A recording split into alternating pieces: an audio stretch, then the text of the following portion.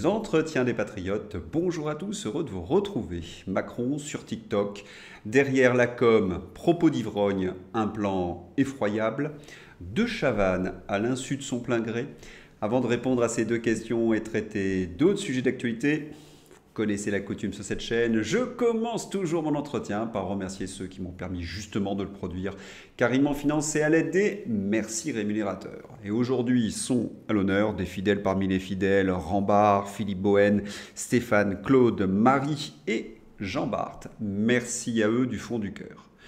Et puis je tenais à vous remercier pour votre fidélité. Oui, il faut aider la réinformation. Comment faire? C'est simple, il suffit de lever le petit pouce, écrire de gentils messages et diffuser sur d'autres réseaux sociaux. Merci à tous. Est-ce que vous connaissez la blague des hippopotames? Non, eh bien je vais vous la raconter. La scène se déroule le long du canal de Bourgogne. Un homme y plante des petits piquets d'une vingtaine de centimètres avec des têtes de lapin au-dessus. Un promeneur s'approche et interroge ce planteur de piquets. « Mais que faites-vous » Eh bien, lui répond-il, « Je plante ces piquets pour faire fuir les hippopotames. » Et l'autre lui dit, « Mais il n'y a pas d'hippopotames en Bourgogne. » Eh bien, vous voyez que c'est efficace.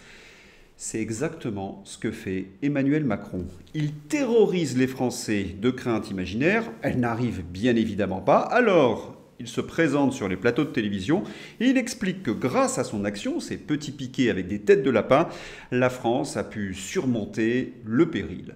Et oui, Macron nous a déjà fait le coup avec un virus et maintenant c'est avec les Russes qui vont envahir l'Europe. Pascal Praud. Personne ne croit que Vladimir Poutine sera à Paris avec des chars. En fait, personne n'y croit, mais c'est la même chose pour le Covid. Il faut tous s'enfermer, car attention, il y a le virus. Il est très grave, et là, c'est pareil. On sait que Poutine ira très loin, nous dit Macron. Eh bien non, ce n'est qu'un bobard. Et oui, encore une fois, Emmanuel Macron a planté ses piquets contre les hippopotames. Hier soir, donc, Macron a communiqué sur les réseaux sociaux, en l'occurrence TikTok, et il a tenu des propos dignes de Dédé au balto. Jugez plutôt. Macron à Trump.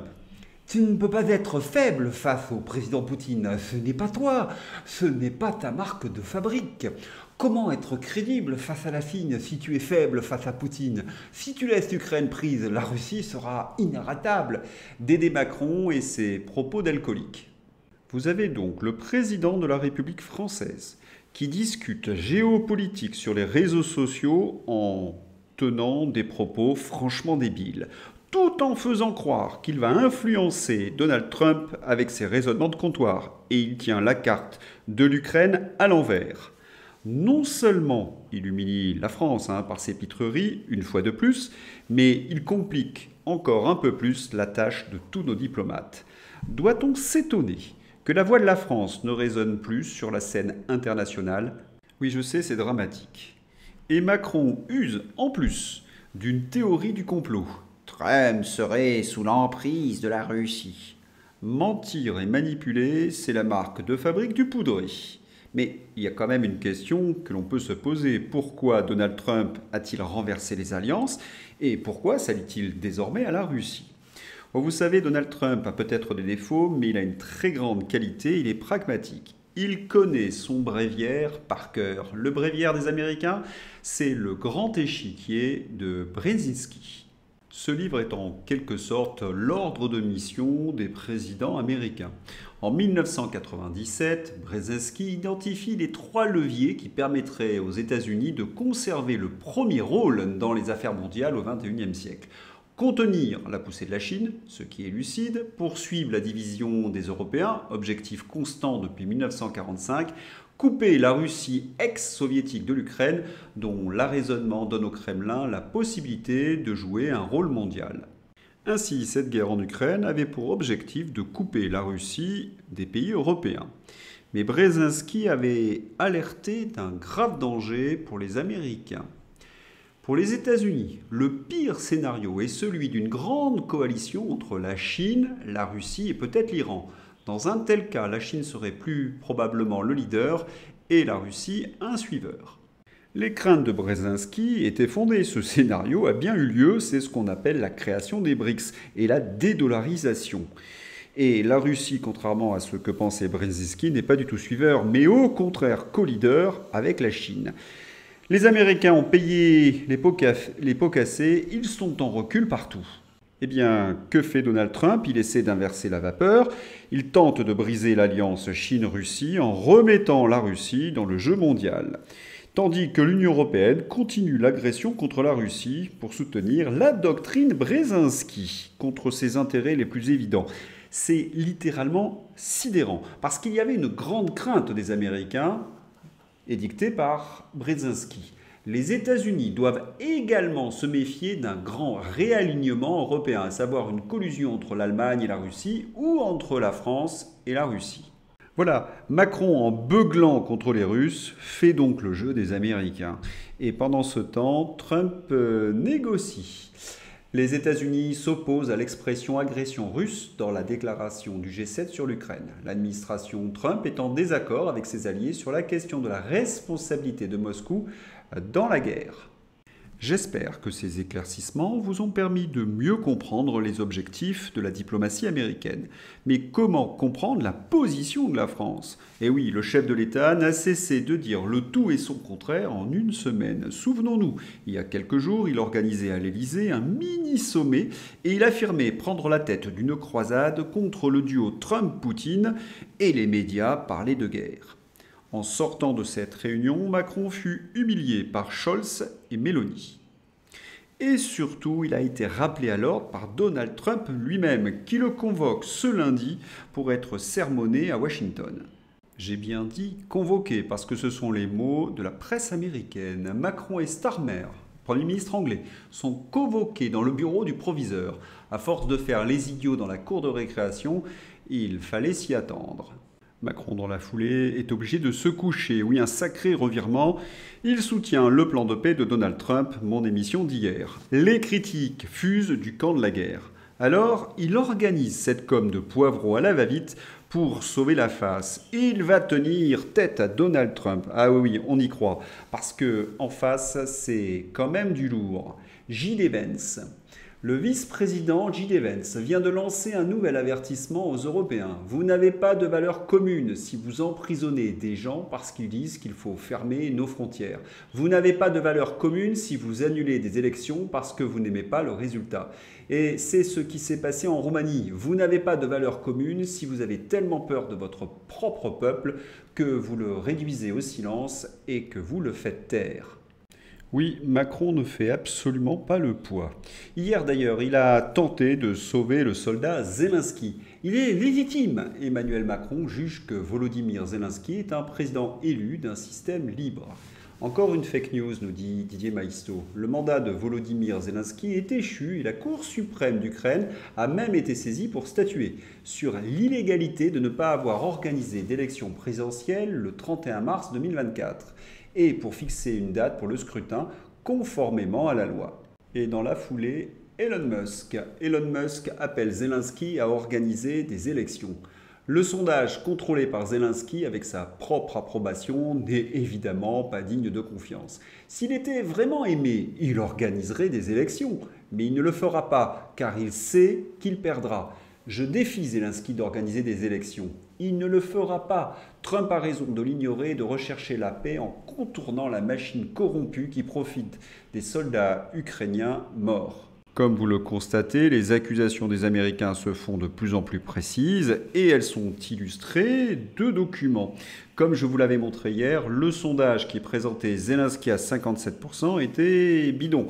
D'autres documents sont apparus ce matin dans la presse. Le sondage du Figaro qui présente Zelensky comme ayant une cote de popularité de 57% provenait d'un ami personnel de Zelensky.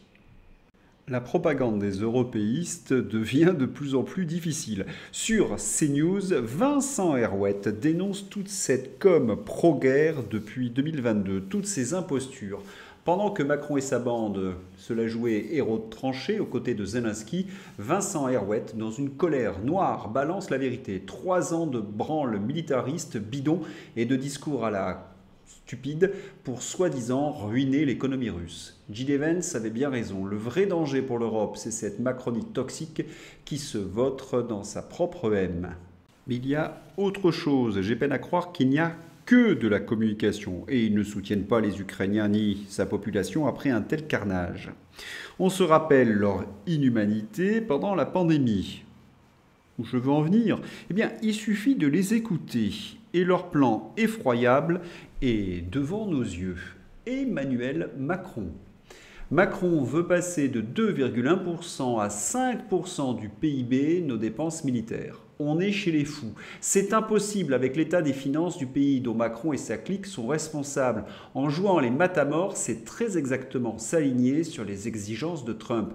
Pour y parvenir, il faudrait faire des coupes ahurissantes et encore plus graves dans toutes les dépenses sociales et les services publics. Ce qui, en définitive, a toujours été le projet de cet ennemi de la France qu'est Emmanuel Macron. Tout privatiser. Mais surtout, ne nous laissons pas manipuler. La France n'est pas menacée par la Russie ou par qui que ce soit. La France est une des rares puissances à disposer d'une puissance nucléaire telle et des vecteurs pour la porter, notamment nos sous-marins lanceurs d'engins. Et c'est là qu'arrive le moment Panzer Division. Tanzer, Nicolas Tanzer. Une économie de guerre, c'est aussi passer par des réquisitions d'entreprises. Si l'Ukraine tombe, nous sommes les prochains sur la liste. Il y a une urgence absolue pour la crédibilité et la sécurité de l'Europe. Regardez son regard à celui-là. Il sature les médias. Seul objectif réel, pour les plus malins, transfert de régaliens sur la défense des États nationaux vers l'Union européenne et justification d'une nouvelle explosion de l'endettement pour vous protéger. Mais quelle époque dégueulasse! Pour rappel, Nicolas Tanzer est un pion de l'Atlantic Council. Vous le voyez sur la photo avec Madeleine Albright, l'ancienne secrétaire d'État des Affaires étrangères US. Pusula veut donc faire voter un plan de 500 milliards d'équipements militaires. Nicolas Tanzer était interrogé par Patrick Cohen. Après avoir gavé d'argent le lobby des labos, ils vont gaver d'argent le lobby de l'armement. Et au passage, tous ces petits pions toucheront leur com. Et puis, Nicolas Tanzer, interrogé par Patrick Cohen, c'est un aveu? Non. Mais ce qu'il y a de plus désespérant, c'est que tous nos politiques se sont mis au garde à vous devant Emmanuel Macron et l'Union européenne. Ce n'est pas possible d'être aussi bête. Dans le poulailler, ils ont mélangé les poulets sans tête avec les oies. Pire que sa copine verte de gris, Baerbock. Poutine, il est trop méchant, il va nous envahir. Et Trump, comment qu'il est trop pas gentil, il va nous ingérer. Pitié, mais faites-les taire, faites que quelqu'un les fasse taire. On sent que tous ces politiques flairent les rétrocommissions. Guerre en Ukraine, pour Fabien Roussel, il est important de construire une autonomie européenne de la défense. Quasiment toute la classe politique parle comme Emmanuel Macron. Oui, la France ne semble plus exister. Voilà, derrière toute cette com, il y a ce plan effroyable. Il faut bien le comprendre, ça va endetter encore plus la France, appauvrir les Français qui devront payer, financer cette armée européenne, lui faire perdre en même temps son autonomie stratégique et placer toute sa sécurité dans les mains des fonctionnaires de Bruxelles. Il y a de quoi en effet trembler. Et pour cela, il faut des hommes un peu particuliers pour mettre en place cette politique. La nomination de Richard Ferrand à la présidence du Conseil constitutionnel entérinée au journal officiel. Cette nouvelle est effroyable. Et puis, comment se fait-il que François Bayrou soit encore Premier ministre? Il a en premier lieu l'affaire Bétarame. François Bayrou et sa femme mis en cause par une ancienne professeure. Je vous en parlerai en fin de journal.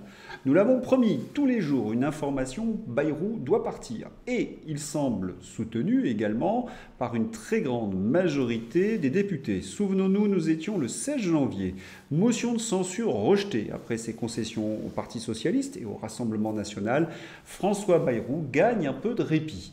La motion de censure déposée par 3 composantes de la gauche a été rejetée. Les socialistes, après avoir obtenu plusieurs concessions du gouvernement, et le Rassemblement national ne l'ont pas voté. Mais rendez-vous est pris pour le budget. Mais quelles sont ces concessions de François Bayrou aux socialos? Eh bien, revoir la réforme des retraites, voire la suspendre. Oui, c'était une promesse de François Bayrou. François Bayrou s'était engagé sur plusieurs de leurs revendications sur les retraites en promettant un projet de loi à l'issue de la conférence sociale, mais aussi sur les suppressions de postes dans l'éducation nationale abandonnés, sur la taxation des hauts revenus ou encore sur la hausse des crédits pour l'outre-mer. Comment les socialos ont-ils pu croire une telle promesse sur les retraites, à moins qu'ils avaient besoin d'une raison officielle pour ne pas voter la censure? Aujourd'hui, dans le Figaro. Face à un inéluctable déficit du système des retraites, François Bayrou a l'heure des choix. Vous avez compris l'entourloupe? Bayrou va bien rouvrir le dossier des retraites, mais pour allonger l'âge de départ, 65, 67 ans, comme le préconise l'Union européenne, un déficit de 15 milliards d'euros en 2035. L'équilibre financier du régime général constitue ainsi l'enjeu principal de l'avenir du système. Si rien n'est fait, la Cour table sur un déficit total, tout régime confondu, de 15 milliards d'euros en 2035 et de 30 milliards en 2045 et de 200 milliards en 2522. Une dégradation nette, rapide et croissante, souligne Pierre Moscovici, socialiste, malgré quelques timides économies permises par la réforme de 2023. En réduisant le nombre de nouveaux retraités grâce au recul de l'âge de départ, elle engendre une économie de 10 milliards d'euros d'ici 2030. Selon la Cour, abroger cette réforme impliquerait donc de trouver 10 milliards d'euros supplémentaires qui s'ajouteraient au déficit prévu. C'est à vomir, ils ruinent notre économie, augmentent les déficits et détruisent nos acquis sociaux au nom de l'Union européenne. Et ce sont les socialistes à la manœuvre avec François Bayrou et Emmanuel Macron. À vomir. Dernier épisode de Candace Owen. Que doit-on retenir? Eh bien, ce que je vous disais hier. Pour justifier la relation malsaine entre un prof et un élève de 14 ans, les médias ont prétendu que Bribri était un prof irrésistiblement sexy, une Claudia Schiffer que tous les adolescents désiraient. Si Candace Owen n'a pas apporté de preuves décisives dans ses affirmations, elle a par contre très bien démontré la collusion des médias avec le pouvoir macroniste. Et pour moi, c'est l'essentiel. Le reste du monde ne parle que de l'affaire Bribri-Jean-Mimi, dont s'est emparée Candace Owen. Pas un média français n'en parle, pas une ligne, pas un mot, omerta totale. Les Français s'en tapent ou pression des puissants? Trouvez-vous ce silence normal? Mais comment voulez-vous que les médias en parlent? Ce serait reconnaître qu'ils sont des outils de propagande au service d'une mafia. Allez, c'est l'heure d'ouvrir la page Fantaisie avec Christophe de Chavannes. Christophe de Chavannes fait appel. Il attribue désormais les traces de poudre à un baiser échangé en soirée avec une femme 48 heures plus tôt qui en aurait consommé. Qu'en pensent les spécialistes? Oui, ils sont morts de rire. Il a donc consommé à l'insu de son plein gré comme Richard V. Non, de Chavannes ne nous prend pas pour des idiots. Phénomène très mystérieux selon France Info. Poupées pour les filles et voitures pour les garçons. Les pratiques de jeu sont toujours fortement genrées chez les enfants. Le service public s'inquiète des pratiques de jeu toujours fortement genrées chez les enfants et déplore des stéréotypes qui continuent d'avoir la vie dure. Et pourtant, on apprend que les femmes aiment les hommes déconstruits.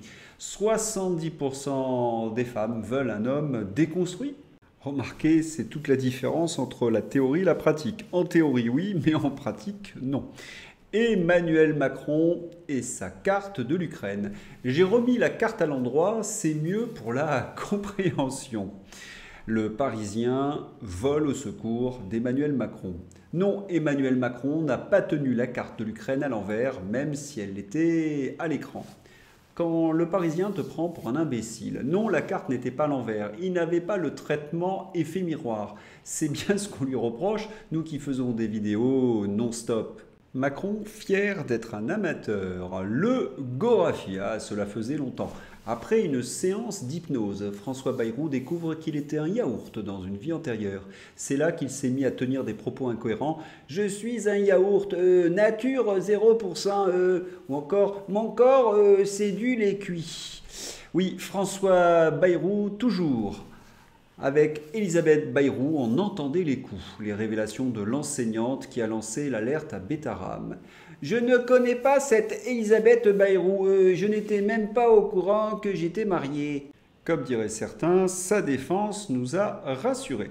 Ces navires qui prennent le nom d'anciens présidents, le Charles de Gaulle et le François Hollande. Jean-Dominique Marché a battu le mur du son. Allemagne, extrême droite, AfD. Regardez bien cette photo d'Alice Wendel, la chef de file de l'AfD. Il y a 8 drapeaux allemands de chaque côté d'elle.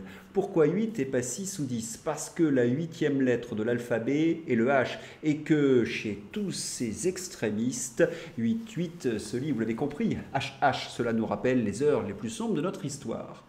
L'alcool, c'est mal, Jean Do. Combien de Länder en Allemagne, monsieur Jean-Dominique Marché? 8 et 8 égale 16. Vous n'êtes qu'un pitre. Évidemment, il a effacé son tweet. J'espère que vous avez apprécié ces entretiens. Je vous souhaite une excellente journée. À bientôt. Au revoir.